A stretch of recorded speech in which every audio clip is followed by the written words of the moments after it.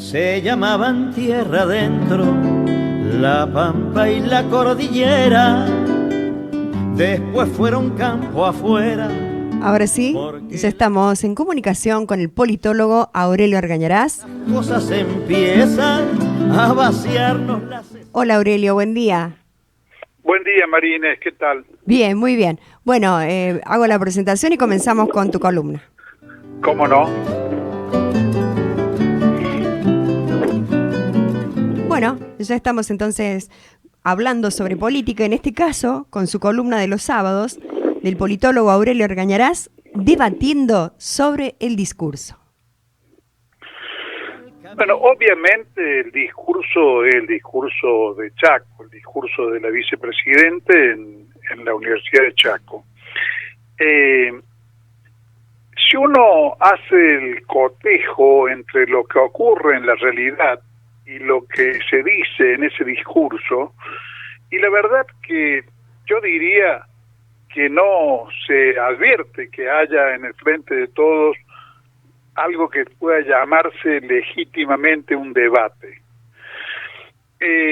No lo hubo, por ejemplo, es obvio, cuando Fernando Vallejos, un economista, digamos, interesante como economista, diputada, digamos, cometió la insolencia de llamarlo al presidente un ocupa.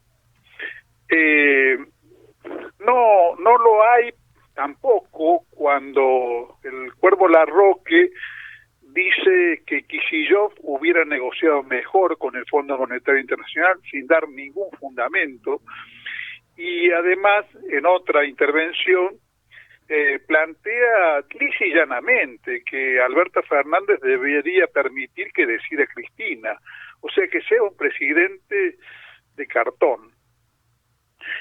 Tampoco podría calificarse como un debate, aun cuando se lo acompañe de alguna idea, una expresión como la de Mempo Gardinelli de que Alberto Fernández es menemista, afirmación que suena a insulto y que en realidad no recoge los datos de la vida real.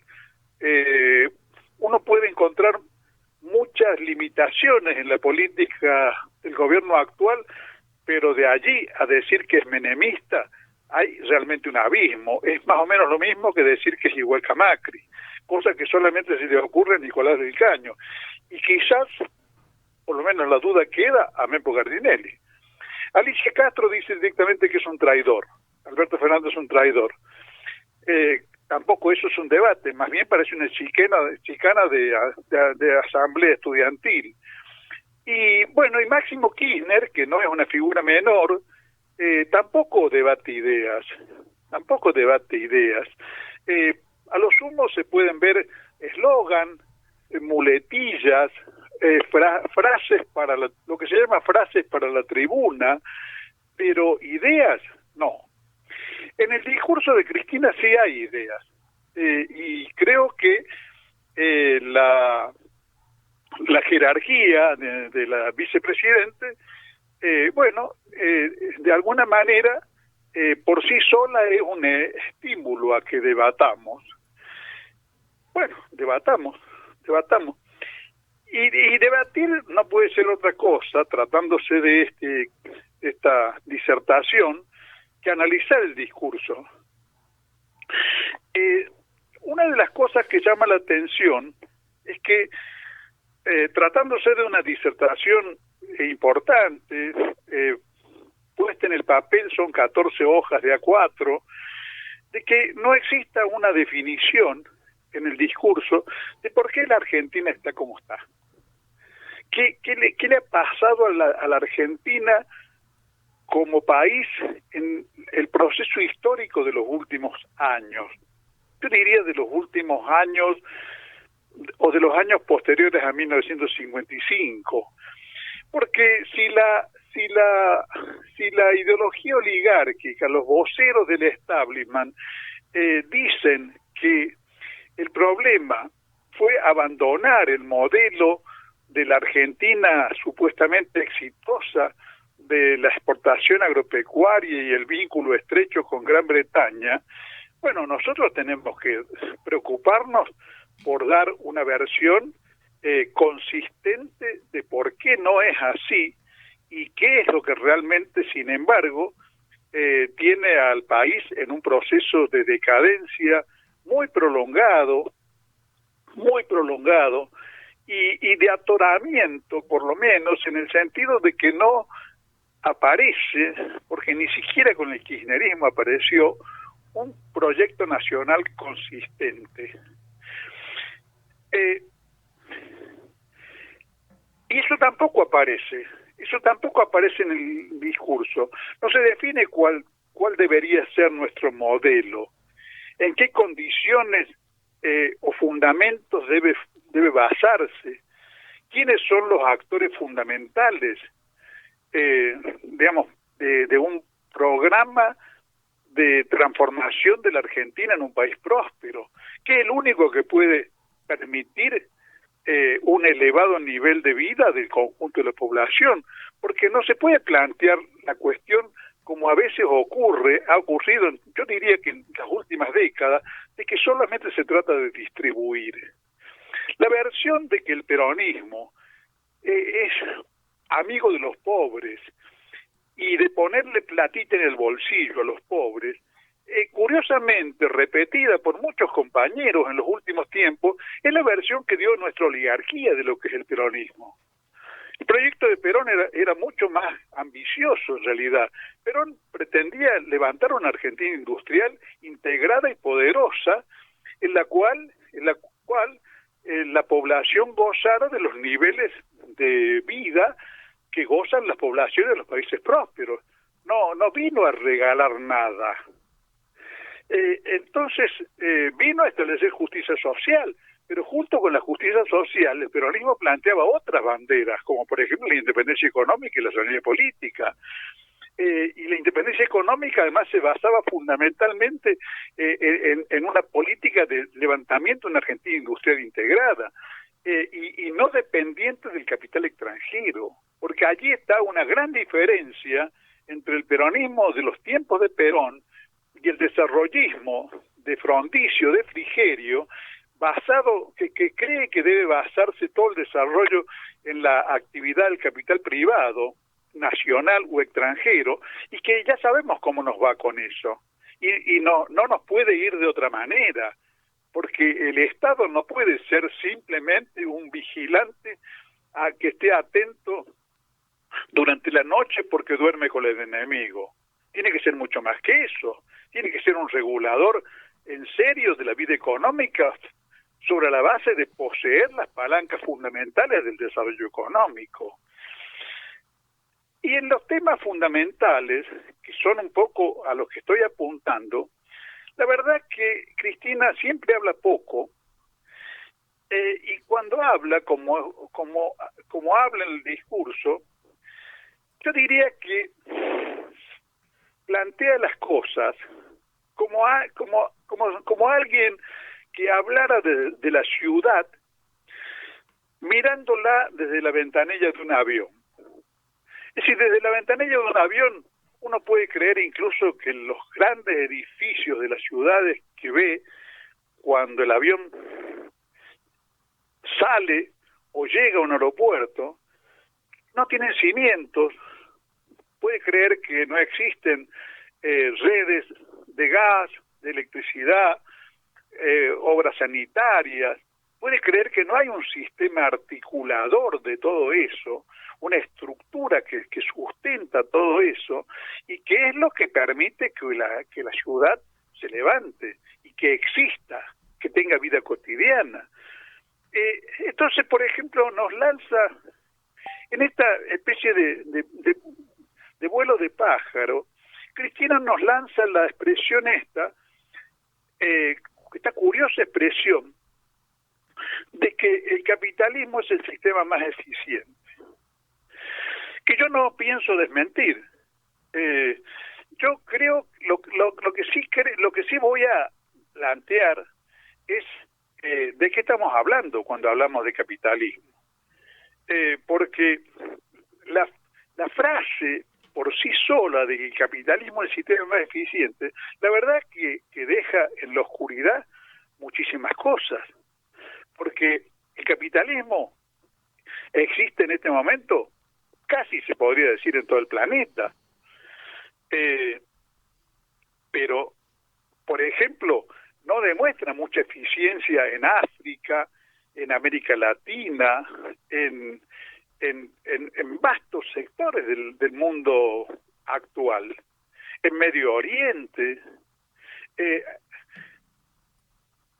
En realidad el capitalismo ha demostrado eficiencia en un puñado de países que lograron completar su revolución industrial.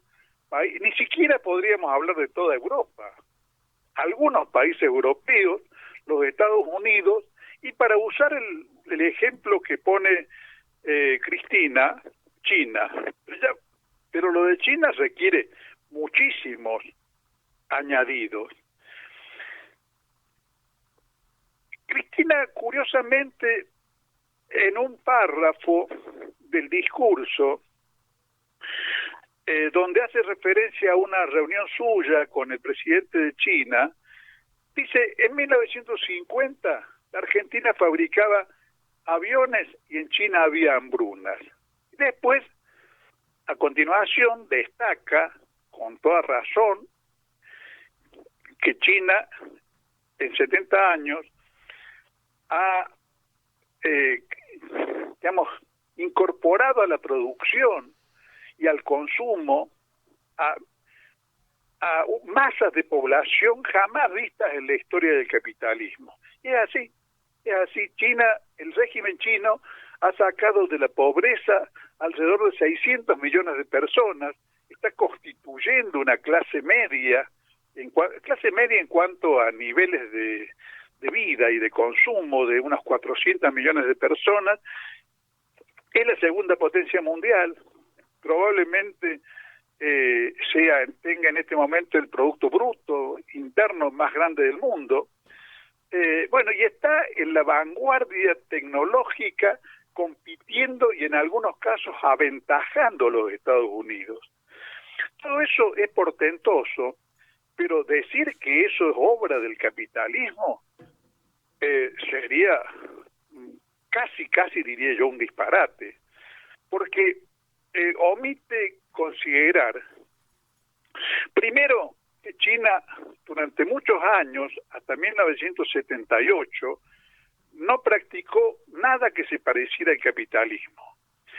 Y lo que puso en marcha en 1978, tras la muerte de Mao y la jefatura en China de Deng Xiaoping, fue un sistema de capitalismo de Estado, en el cual el Estado es el dueño de todos los resortes fundamentales de la economía, de los bancos, de las grandes empresas de punta, y pequeño detalle que tiene mucho que ver con la realidad argentina, es el dueño de toda la tierra. O sea, para que la Argentina pudiera compararse a China, tendríamos que nacionalizar toda la tierra.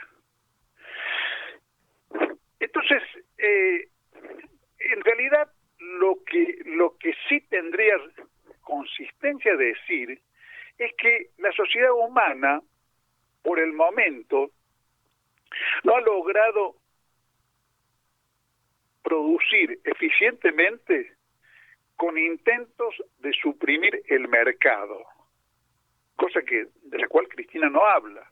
Pero el mercado no es el capitalismo. Primero que el mercado es algo mucho más viejo que el capitalismo. El mercado es un mecanismo de regulación de la vida económica que funcionó durante décadas, y creo que se podría decir milenios, estableciendo las avanzadas de los procesos de intercambio y hasta de desarrollo histórico-cultural, porque fueron los pueblos comerciantes, los pueblos marítimos, las avanzadas de la cultura, como se pudo ver en el caso del Mediterráneo, por ejemplo.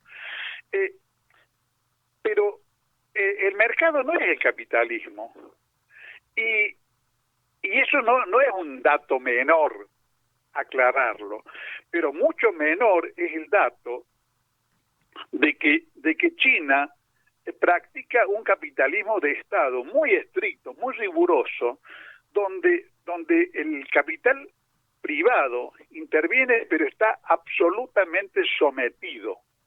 Y está sometido por un sistema político estable que lleva 70 años en el poder.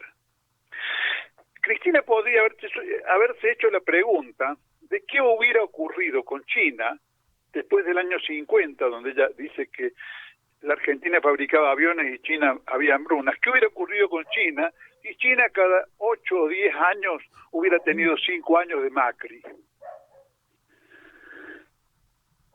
China no sería lo que es hoy.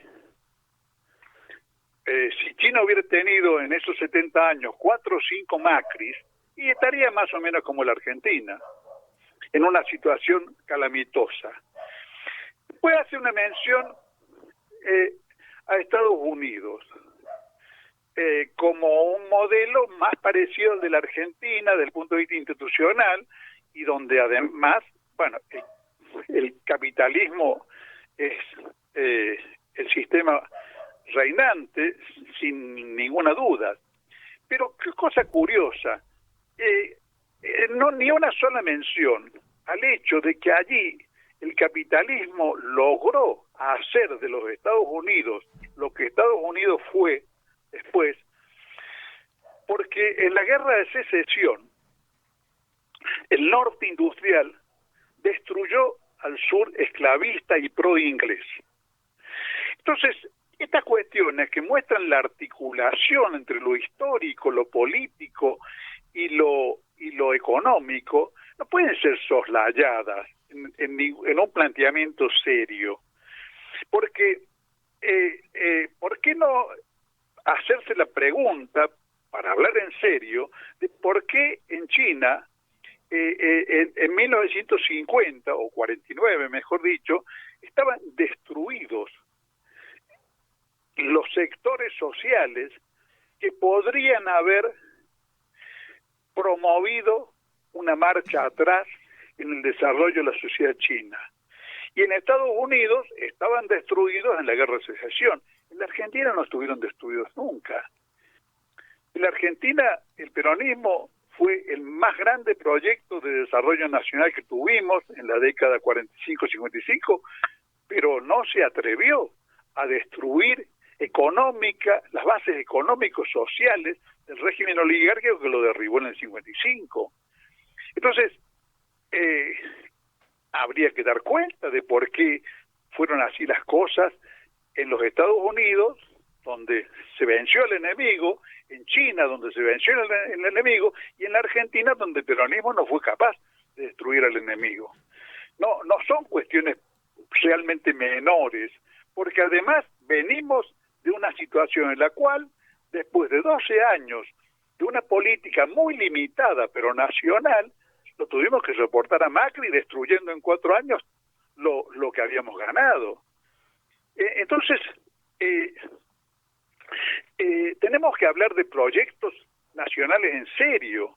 Y si hablamos de proyectos nacionales en serio, llama la atención que la señora Kirchner descalifique en una línea, dentro de un discurso que tiene 14 páginas, a Culfas, o mejor dicho, al libro de Culfas, como un libro que salió a criticarla, cuando en realidad lo que Culfas hizo no es un panfleto para desacreditar al kirchnerismo, sino un trabajo que se llama Los Tres Kirchnerismos, un trabajo meduloso, discutible como todo trabajo, donde se plantean los límites estructurales con que el kirchnerismo se encontró y que fue incapaz de resolverlos. Y el hecho de que Culfas sea al mismo tiempo, y espero que a nadie se le ocurra pensar que soy culfista, pero el hecho de que Culfas sea el autor actualmente del primer proyecto que aparece en la Argentina, proponiéndose superar lo que se llama la restricción externa, que ha asfixiado el desarrollo del país durante muchas décadas, es realmente el problema nodal de la Argentina, el problema de la restricción externa, que siempre nos ha terminado apretando, poniendo la soga en el cuello, y Culfas es el primero que hoy en el gobierno de Fernández se plantea el proyecto de desarrollo de lo que se está llamando las tres pampas húmedas. Proyecto con el cual se quiere sumar a las exportaciones agropecuarias una masa de exportaciones provenientes de vaca muerta y la producción petrolera, y otra masa de exportaciones provenientes del desarrollo de la minería, con la cual la Argentina triplicaría sus exportaciones y terminaría de sufrir esa asfixia que le impide sostener un desarrollo industrial prolongado, porque apenas empieza a despegar en un desarrollo industrial se encuentra con que le faltan dólares. Entonces ese proyecto, que en realidad es muy curioso, pero ese proyecto lo coloca a Culfas a la izquierda de Cristina Kirchner, aunque Culfas sea en definitiva tan desarrollista como Cristina y como el kirchnerismo en general. Pero ese proyecto tiene más consistencia que lo que se ha estado haciendo en el país, incluso en las épocas más virtuosas. Entonces discutámoslo, por favor. En fin, en realidad la carencia de estas consideraciones hace que por momentos uno sienta que el discurso, más que una disertación tendiente a definir los problemas centrales del momento argentino, es una especie de retórica muy hábil, planteada, desarrollada por una buena oradora. Cristina es una gran oradora, para sostener la frase final de que no le estamos haciendo honor a tanta confianza puesta por el pueblo argentino al votarnos. Pero entonces ya salimos del debate para situar todo el problema en lo distributivo y en lo electoral, en esto que fue la muletilla posterior a la derrota electoral del 12 de septiembre, en las PASO del 2021, de que lo que había fallado es que no se le había puesto platita en el bolsillo a la gente. Esa retórica no es una retórica muy cuestionable, porque entre otras cosas subestima la inteligencia del pueblo argentino.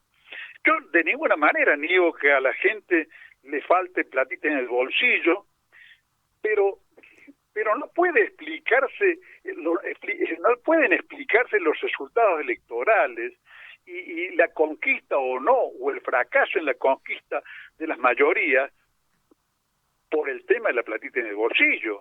Entre otras cosas, en el 2015, que se supone, o demos por sentado, que había platita en el bolsillo, perdimos las elecciones. Quiere decir que la platita en el bolsillo no explica todo, no es una especie de santo grial que explique todos los fenómenos de la vida electoral. El pueblo argentino necesita, en los mínimos para sobrevivir, necesita que se sostenga en el tiempo un proyecto de recuperación del ingreso y que se resuelvan como sea los problemas más urgentes, pero además necesita una fuerza política conductora que le diga con seriedad hacia dónde vamos, cuál es la ruta, que le permita participar en serio en el debate y en la toma de decisiones, cosa que el verticalismo que se viene practicando en la acción política y que tiene una cúspide dentro del kirchnerismo que decide quién es quién, desde el último candidato hasta el último suplente, deje de ser el patrón que guía a la política nacional. Creo que esas cosas son tan importantes para consolidar políticamente un proyecto como el resolver las cuestiones inmediatas que afligen a la gente. Esto es todo, María Inés. Bueno, gracias Aurelio, gracias por tu columna de hoy, un abrazo. Hasta el sábado que viene. Grecia y de las cruzadas, pero jamás dicen nada de asuntos americanos, ni del alma del paisano que se jugó en las patriadas. Y así van formando peones tilingos y perdedores que no distinguen errores ni entran en la discusión pensando que la nación es asunto de doctores.